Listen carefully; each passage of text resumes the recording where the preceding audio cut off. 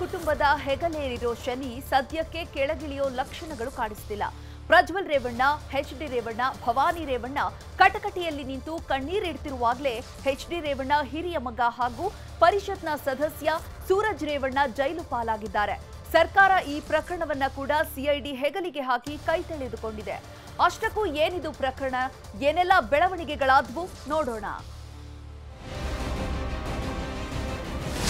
May 4 H D. Revanna arrest. May 31 Prajwal Revanna arrest. June 18 Bhavani ರೇವಣ್ಣಗೆ ನಿರೀಕ್ಷಣಾ ಜಾಮೀನು. ಜೂನ್ 23 ಸೂರಜ್ ರೇವಣ್ಣ ಬಂಧನ. ಮಾಜಿ ಸಚಿವ ಎಚ್.ಡಿ. ರೇವಣ್ಣ ಕುಟುಂಬಕ್ಕೆ ಸಂಕಷ್ಟಗಳ ಮೇಲೆ ಸಂಕಷ್ಟ ಎದುರಾಗ್ತಾ ಇದೆ. ಅಪ್ಪ, ಅಮ್ಮ, ತಮ್ಮನ ಬಳಿಕ ಈಗ ವಿಧಾನ ಪರಿಷತ್ ಸದಸ್ಯ ಡಾಕ್ಟರ್ ಸೂರಜ್ ರೇವಣ್ಣ ಸರದಿ. ಅದರಲ್ಲೂ ಅಸಹಜ ಲೈಂಗಿಕ ದೌರ್ಜನ್ಯ ಕೇಸ್ನಲ್ಲಿ ಪೊಲೀಸರ ಅತಿಥಿಯಾಗಿದ್ದಾರೆ.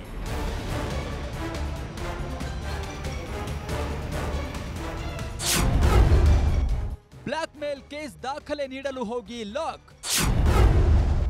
ರಾತ್ರಿ ಪೂರ್ತಿ ವಿಚಾರಣೆ, ಬೆಳಗಿನ ಜಾವ ಬಂಧನ. ಹಾಸನ ಸೆಂಟ್ ಠಾಣೆಗೆ ಸೂರಜ್ ಆಪ್ತ ಅಸಹಜ ಲೈಂಗಿಕ ದೌರ್ಜನ್ಯ ಆರೋಪ ಮಾಡಿದ್ದ ವ್ಯಕ್ತಿ ಮೇಲೆ 5 ಕೋಟಿ ರೂಪಾಯಿ ಹಣಕ್ಕಾಗಿ ಬ್ಲಾಕ್ ಮೇಲ್ ಮಾಡಿದ್ದಾನೆ ಅಂತ ದೂರು ನೀಡಿದ್ದ. ಈ ದೂರಿಗೆ ಸಂಬಂಧಪಟ್ಟಂತೆ ನಿನ್ನೆ ರಾತ್ರಿ ಆಡಿಯೋ ಹಾಗೂ ಕೆಲ ದಾಖಲೆಗಳನ್ನ ನೀಡಲು ಖುದ್ದು ಸೂರಜ್ ರೇವಣ್ಣ ಠಾಣೆಗೆ ಹೋಗಿದ್ರು.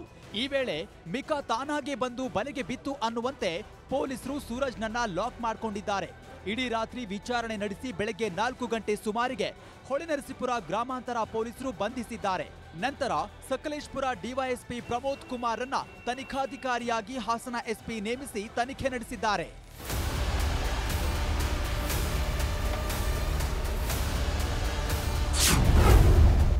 ಸೂರಜ್ ವಿರುದ್ಧ ಐಪಿಸಿ ಸೆಕ್ಷನ್ 377 ಅಡಿ ಬಲವಂತವಾಗಿ ಅಸಹಜ ಲೈಂಗಿಕ ಕ್ರಿಯೆ, ಐಪಿಸಿ ಸೆಕ್ಷನ್ 506 ಜೀವ ಬೆದರಿಕೆ, ಐಪಿಸಿ ಸೆಕ್ಷನ್ 342 ಅಕ್ರಮವಾಗಿ ಬಂಧನದಲ್ಲಿಟ್ಟು ಅತ್ಯಾಚಾರ ಪ್ರಕರಣ ದಾಖಲಾಗಿದೆ. ವಿಚಾರಣೆ ಸಮಯದಲ್ಲಿ ಅವರನ್ನು ಬಂಧಿಸಿದ್ದೀವಿ ಅಂತ ಹೇಳಿದ್ದಾರೆ. ಸೊ ಈ ವಿಚಾರದಲ್ಲಿ ಈಗ ತನಿಖಾ ಹಂತದಲ್ಲಿ ಇರೋದ್ರಿಂದ ಈಗಾಗಲೇ ಅವರು ಬಂಧನ ಕೂಡ ಮಾಡಿರೋದ್ರಿಂದ ಇವತ್ತು ಸಂಜೆ 42ನೇ ACMM ಕೋರ್ಟ್ಗೆ ಇವತ್ತು ಸಂಜೆ ಅವರನ್ನು ಪ್ರೊಡ್ಯೂಸ್ ಮಾಡ್ತಾರೆ. ಮುಂದಿನ ಏನಿದೆ ಕಾನೂನಾತ್ಮಕವಾಗಿ ಏನ್ ಮಾಡಬೇಕು ಅದನ್ನ ಕೋರ್ಟಲ್ಲಿ ನಾವು ವಕೀಲರಾಗಿ ಮಾಡ್ತೀವಿ. ಮುಂದಿನ ತನಿಖಾಧಿಕಾರಿಗಳು ಅವ್ರದ್ದೇನಿದೆಯೋ ಅವ್ರು ಮಾಡ್ತಾರೆ. ಬಂಧನ ಬಳಿಕ ಪೊಲೀಸರು ಹಾಸನದ ಹಿಮ್ಸ್ನಲ್ಲಿ ಸೂರಜ್ ರೇವಣ್ಣನ ವೈದ್ಯಕೀಯ ಪರೀಕ್ಷೆ ಮಾಡಿಸಿದ್ರು. ಬಳಿಕ ಬೆಂಗಳೂರಿಗೆ ಕರೆತಂದು 42ನೇ ACMM ಜನಪ್ರತಿನಿಧಿಗಳ ವಿಶೇಷ ನ್ಯಾಯಾಲಯದ ನ್ಯಾಯಾಧೀಶರ ಮುಂದೆ ಹಾಜರುಪಡಿಸಿದ್ರು.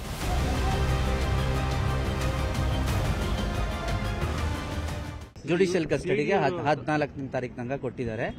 ಸಿಐಡಿ ಇನ್ನೂ ಟೇಕ್ ಓವರ್ ಮಾಡ್ಕೊಂಡಿಲ್ಲ. ಸೊ ನೋಡೋಣ, ಅಕಾರ್ಡಿಂಗ್ಲಿ ನಿಮಗೂ ಗೊತ್ತಾಗುತ್ತೆ ಒಂದು ಸಿಐಡಿ ಟೇಕ್ಸ್ ಓವರ್.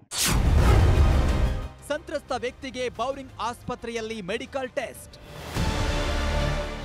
ರಾತ್ರಿಯೇ ಸಂತ್ರಸ್ತ ಯುವಕನನ್ನ ಹಾಸನದಿಂದ ನಗರದ ಬೌರಿಂಗ್ ಆಸ್ಪತ್ರೆಗೆ ಕರೆತಂದ ಪೊಲೀಸರು ರಾತ್ರಿಯೇ ಬಿಪಿ, ಶುಗರ್, ಇಸಿಜಿ ಸೇರಿದಂತೆ ಜನರಲ್ ಚೆಕಪ್ ಮಾಡಿಸಿದ್ರು.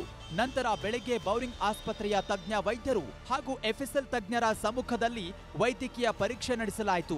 ಅಸಹಜ ಲೈಂಗಿಕ ಕ್ರಿಯೆಗೆ ಸಂಬಂಧಪಟ್ಟಂತೆ ಸುಮಾರು 15 ಮಾದರಿಯ ವೈದ್ಯಕೀಯ ಪರೀಕ್ಷೆಗಳನ್ನ ವೈದ್ಯಾಧಿಕಾರಿಗಳು ನೆರವೇರಿಸಿದ್ರು. ವೈದ್ಯರು ಮಾಡಿದ ಆ 15 ಮಾದರಿಯ ಪರೀಕ್ಷೆಗಳು ಯಾವ್ಯಾವು ಅಂತ ನೋಡೋದಾದ್ರೆ, ಸಂತ್ರಸ್ತನ ದೇಹದ ಮೇಲೆ ಕಚ್ಚಿರುವ ಗುರುತು ಪರೀಕ್ಷೆ ಮಾಡಲಾಯಿತು. ಕಚ್ಚಿದ ಗುರುತಿನ ಹಲ್ಲಿನ ಮಾರ್ಕ್, ಆರೋಪಿಯ ಹಲ್ಲಿಗೆ ಹೋಲಿಕೆಗಾಗಿ ಮಾರ್ಕ್ ಸಂಗ್ರಹ, ಪರಿಚಿರುವುದು, ಗಿಚ್ಚಿರುವ ಮಾರ್ಕ್ಗಳ ಪತ್ತೆ, ಲಿಂಗತ್ವ ಪರೀಕ್ಷೆ, ಅಸಹಜ ಲೈಂಗಿಕ ಕ್ರಿಯೆ ಬಗ್ಗೆ ಬಾಡಿ ಸ್ಕ್ರೀನಿಂಗ್, ಸಮ್ಮತಿ ಇದ್ದೇ ಆಗಿರೋದಾ ಇಲ್ವಾ ಅಂತ ಪರೀಕ್ಷೆ, ಕಿಡ್ನಿ ಮತ್ತು ವೃಷಣಗಳ ಪರೀಕ್ಷೆ, ಲಿಂಗ ಸಮರ್ಥತೆ ಬಗ್ಗೆ ಪರೀಕ್ಷೆ, ಫೋರೆನ್ಸಿಕ್ ತಜ್ಞರಿಂದ ಕೂದಲು, ಬಟ್ಟೆ ಪರೀಕ್ಷೆ, ಸಂತ್ರಸ್ತನ ಎಂಜಲು, ಆರೋಪಿ ಎಂಜಲಿನ ಜೊತೆ ತಾಳೆ ಹಾಕಲು ಮಾದರಿ ಸಂಗ್ರಹಿಸಲಾಯಿತು.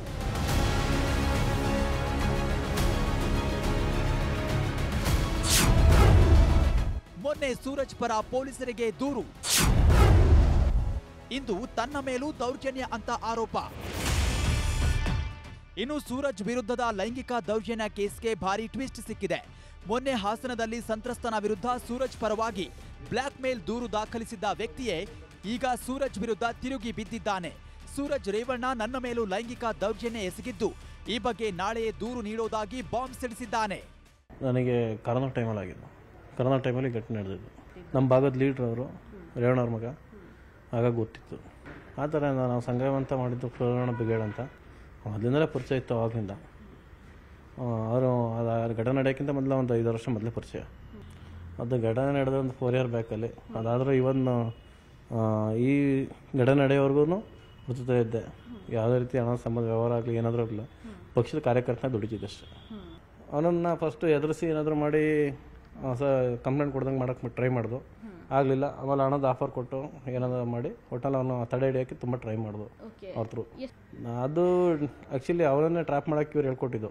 ಇವನೇ ಹಣ ಕೇಳಿರಲಿಲ್ಲ, ಇವನು ಒಟ್ಟನ್ನ ಕಂಪ್ಲೇಂಟ್ ಕೊಡಬೇಕು ಅಂತ ಇದ್ದ. ಅದೇ ಮಾಮೂಲಿ ಏನು ಮಾಡಬೇಡ ಬಾ, ಇದ್ದಾರೆ ಬಾಸ್ ಇದ್ದಾರೆ, ಏನು ಬೇಕು ಅದೆಲ್ಲ ಮಾಡಿಕೊಡ್ತಾರೆ ಜೀವನಕ್ಕೆ, ಇನ್ನು ತಲೆ ಕೆಡಿಸ್ಕೊಬೇಡ, ಕಂಪ್ಲೇಂಟ್ ಎಲ್ಲ ಕೊಡೋಕೆ ಹೋಗ್ಬೇಡ, ಏನಾಗಿದ್ದಾಯ್ತು ಅಂತ ಬಾ ಅಂತ ಅಂದು. ಯಾವಾಗ ಕಂಪ್ಲೇಂಟ್ ಕೊಡೋಕೆ ಹೋಗ್ತಿದ್ದೀರಾ? ಇವತ್ತು ತಪ್ಪ ನಾಳೆ ಕೊಡ್ತೀನಿ. ಖಂಡಿತ ಕಾನೂನು ವ್ಯವಸ್ಥೆ ಮೇಲೆ ನಂಬಿಕೆ ಇದೆ. ನನಗೆ ಗೊತ್ತಿರೋರು ನನಗೆ ಗೊತ್ತಿರೋಂಥವ್ರು ನಾನು ಮಾತಾಡೋಂಥವ್ರು 4-5 ಜನ ಇದ್ದಾರೆ. ಬಟ್ ಇನ್ನು ಅದು ಗೊತ್ತಿಲ್ಲದಲೇ ಮತ್ತೆ ಮಾತಾಡದೆ ಹೊರಗಡೆ ಕೇಳ್ಕೊಳ್ದೇ ಅಂತ ಎಷ್ಟು ಜನ ಇದ್ದಾರೋ ಗೊತ್ತಿಲ್ಲ. ಒಂದು 8 ವರ್ಷದಿಂದ ಗೊತ್ತು. ನಮ್ಮ ಭಾಗದ ಲೀಡ್ರು ರೇವಣ್ಣವ್ರ ಮಗ, ಅವ್ರ MLC ಆಗೋಕ್ಕಿಂತ ಮುಂಚೆನೂ ಗೊತ್ತಿತ್ತು. ಪಕ್ಷದ ಕೆಲಸಗಳೇನೇ ಇದ್ರು ಏನಾದರೂ ಇದ್ದರೆ ಕಾಲ್ ಮಾಡಿದರೆ ಸಿಗೋಂಥ ಇತ್ತು. ಸಿಐಡಿಗೆ ಅಸಹಜ ಕೇಸ್ ತನಿಖೆಯ ಹೊಣೆ. ಇನ್ನು ಪ್ರಕರಣದ ತನಿಖೆಯನ್ನ ಸರ್ಕಾರ ಸಿಐಡಿ ಹೆಗಲಿಗೆ ಹಾಕಿದೆ. ಈಗಾಗಲೇ ಸೂರಜ್ ರೇವಣ್ಣ ಮೊಬೈಲ್ ಅನ್ನ ಪೊಲೀಸರು ವಶಕ್ಕೆ ಪಡ್ಕೊಂಡು ಪರಿಶೀಲನೆ ಮಾಡ್ತಾ ಇದ್ದು, ಇಡೀ ಪ್ರಕರಣದ ಗಂಭೀರತೆಯನ್ನ ಅರ್ಥ ಮಾಡಿಕೊಂಡ ರಾಜ್ಯ ಸರ್ಕಾರ ತನಿಖೆಯನ್ನ ಸಿಐಡಿಗೆ ವಹಿಸಿದೆ. ಪ್ರಜ್ವಲ್ ಪ್ರಕರಣದ ತನಿಖೆ ಹೊಣೆ ಹೊತ್ತಿದ್ದ BK ಸಿಂಗ್ ಈಗ ಸೂರಜ್ ಪ್ರಕರಣದ ತನಿಖೆಯನ್ನ ಮಾಡಲಿದ್ದಾರೆ. ಆಮೇಲೆ ಅದನ್ನು ಕೂಡ ಈಗ ಸಿಐಡಿಗೆ ಕೊಡ್ತಾ ಇದ್ದೀವಿ. ಯಾಕೆಂದ್ರೆ ಎಲ್ಲ ಈಗ ಒಂದು ಸೀರೀಸ್ ಆಫ್ ಕೇಸಸ್ ಈ ಥರದ್ದೆಲ್ಲ ಸಿಐಡಿಗೂ ಕೊಟ್ಟಿದ್ದೀವಿ. ಇದನ್ನು ಸಿಐಡಿ ಕೊಡ್ತೇವೆ. ಸೂರಜ್ ರೇವಣ್ಣ ಕೂಡ ರಿಟರ್ನ್ ಕಂಪ್ಲೇಂಟ್ ಕೊಟ್ಟಿದ್ದಾರೆ. ಅದಕ್ಕೂ ಏನು ಕ್ರಮ ತಗೋಬೇಕು ತಗೊಳ್ತಾರೆ. ನಮ್ಮ ಕುಟುಂಬದ ಮೇಲೆ ಷಡ್ಯಂತ್ರ, ಸರ್ಕಾರದ ವಿರುದ್ಧ HD ರೇವಣ್ಣ ಗರಂ.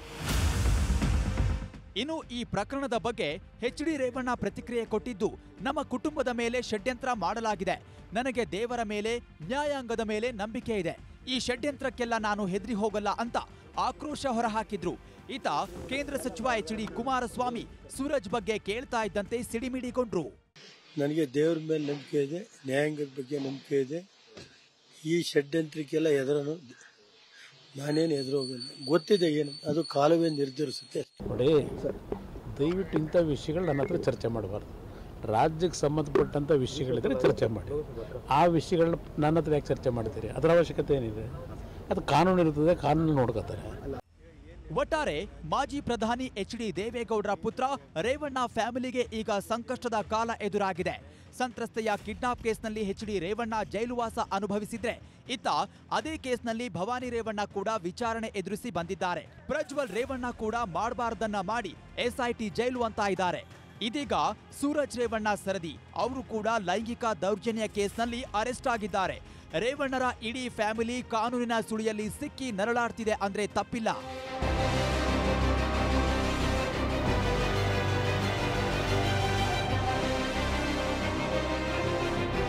Bureau report, news 18 Bengaluru.